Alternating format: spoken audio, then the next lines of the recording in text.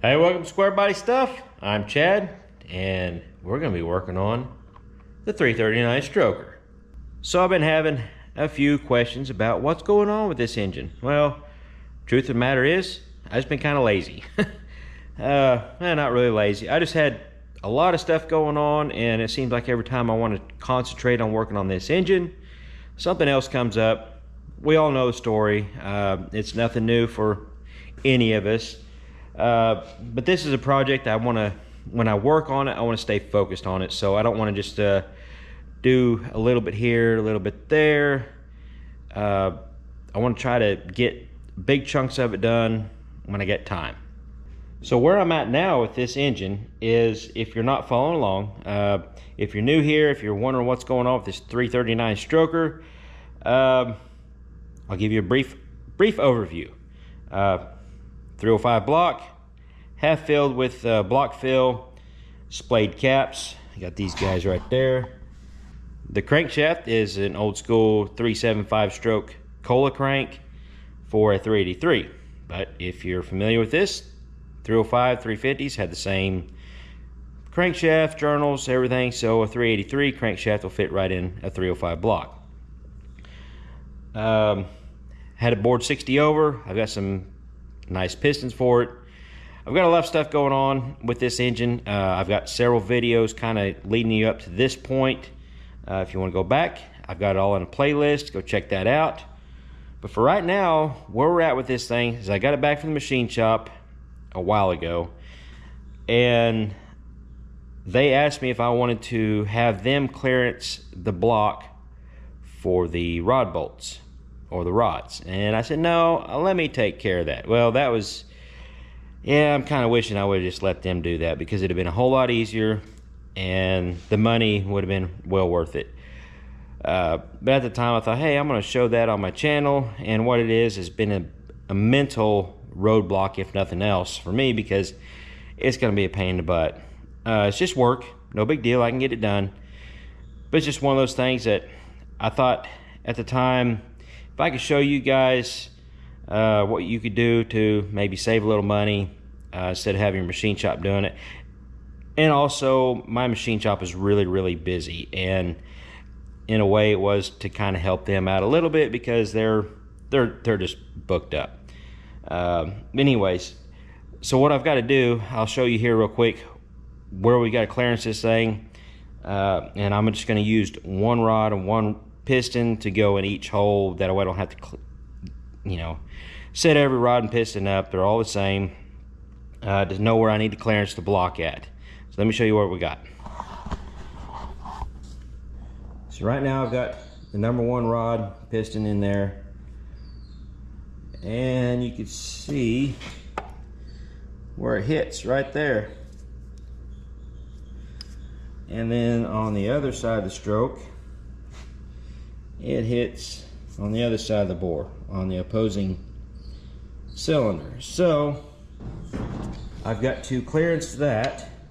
Then I'm going to have to go through each cylinder, each piston, make sure everything clears.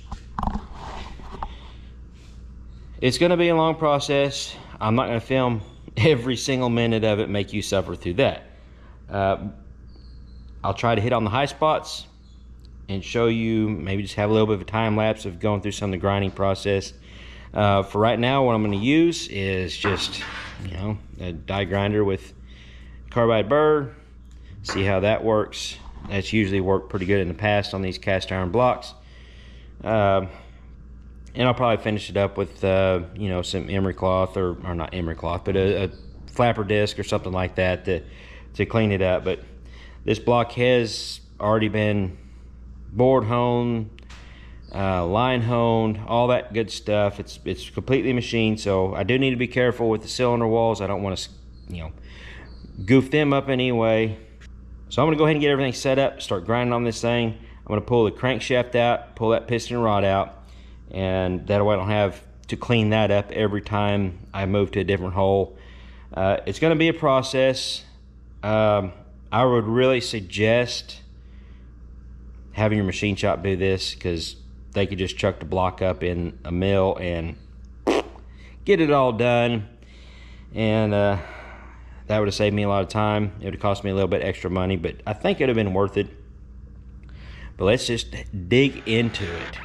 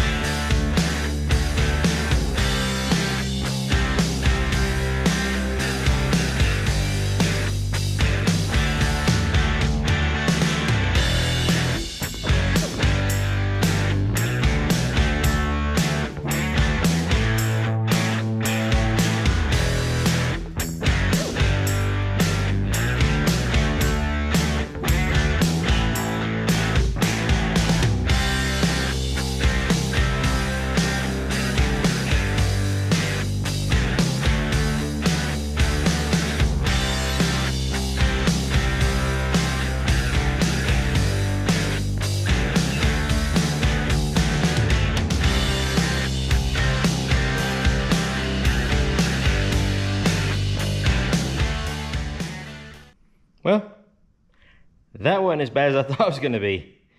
I think I mentioned earlier, it's just, or maybe I hadn't, but this has been a mental block of mine. And I hate to say it, but that's just how my mind works sometimes. If I just sometimes can't get the motivation to do stuff because I'm overthinking it.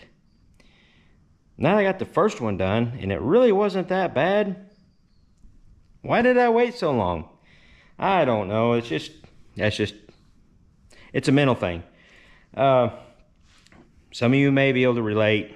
I don't know. If you can, I wish I could help out. The only thing I can say is just get started. Just make the first step. Just start piddling around with it. And that's kind of what I've done today. It's like, I need to get this thing done. I just started kind of tinkering, looking it over, pulled the bag off, and got started. And here I am, making a video of it, getting some progress done. And so yeah, let's show you what I got done here on the first one. This is it. I've only got one done, but it really wasn't that bad.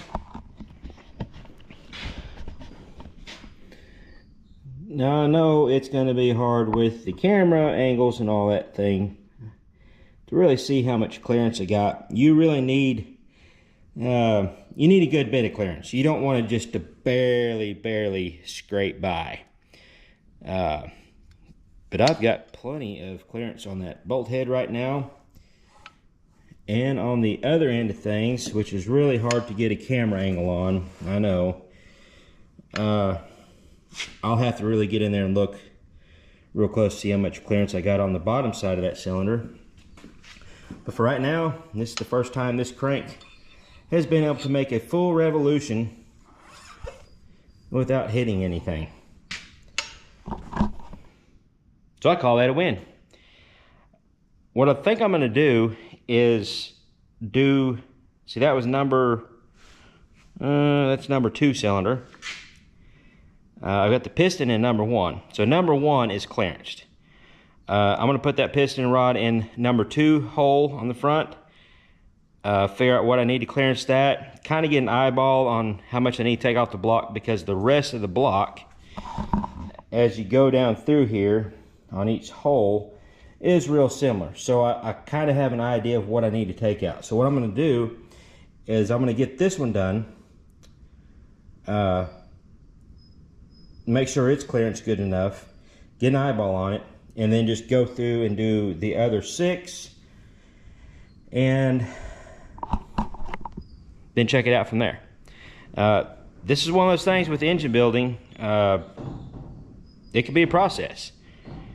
And sometimes it can get to you, you know, it's like, oh, it's just going to be a big pain in the butt. It's going to be a long process. It is, but if you just get in there and do it, that's part of the fun of it. If you can get over your mental thing sometimes. At least that's the case with me.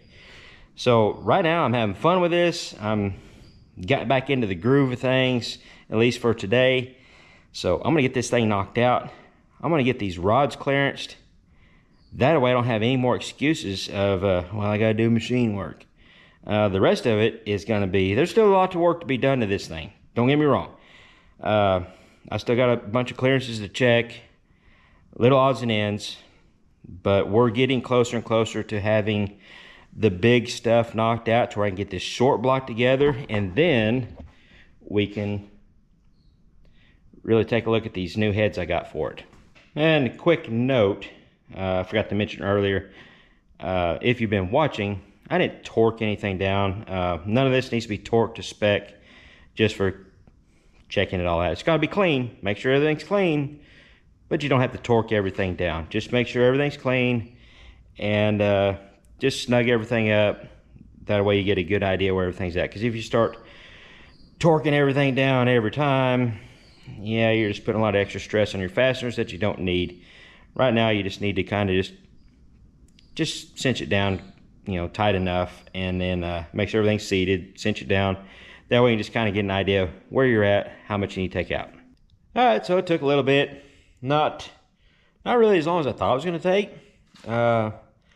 I think I said it earlier, it kind of got in my head. It's like, it's going to take so long. I don't want to just do a little bit of time. I just want to get in here and get it done. Well, it's one of those things that if I had just done it, it'd have been done. But it is done now. So, well, almost done. I still got to do a little cleaning up with the flapper discs just to make them look pretty. But as far as this video sake is, and as far as everything clearancing and not hitting, it's done. I could run it just the way it is. I'm just going to clean it up a little bit more with the flapper disc, or well, I say flapper disc, it's a flapper wheel, something like that. I'll show you here. I've got this one. I'm not sure how well the camera picks it up, but I got this one kind of polished off. Maybe not 100% necessary, but it does look a little bit better than the rough, just with the carbide bit. Either way, it'd be fine.